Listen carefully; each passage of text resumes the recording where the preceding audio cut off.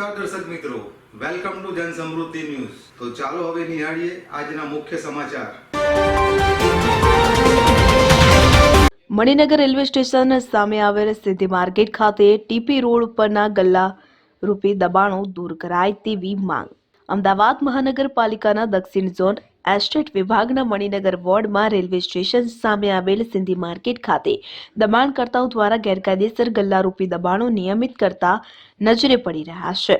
તેમ છતાં મણિનગર વોર્ડના જવાબદાર વોર્ડ ઇન્સ્પેક્ટર આ ગેરકાયદેસર ગલ્લારૂપી દબાણો દૂર કરવા માટે કાયદાનો અમલ કરતા ન હોવાનું જાણવા મળેલ છે। કહેવાય છે કે આ દબાણો દૂર નહીં કરવા માટે કાર્યકર્તાઓ મહિને ભાડારૂપી રકમ કે જે તે માથાભારે તત્વોને આપે છે અને આ તત્વો દબાણ ખાતાની ગાડીના કર્મચારીઓ સુધી પહોંચાડી રહ્યા હોવાથી અહીંયા ટીપી રોડ ઉપરના ગેરકાયદે દબાણોને વર્ષો થવા છતાં દૂર કરવામાં આવતા ન હોવાની ચોંકાવનારી માહિતી જન સમૃદ્ધિ ન્યૂઝને મળવા પામેલ છે।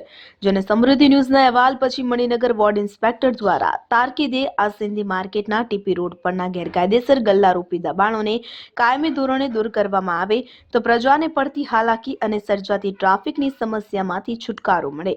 ખેર હવે જોવાનું રહ્યું કે મણિનગર વોર્ડ ઇન્સ્પેક્ટર આ ગેરકાયદેસર દબાણોને દૂર કરવા માટે ક્યારે અને કેવા પ્રકારની કાર્યવાહી કરે છે તે તો જોવું રહ્યું।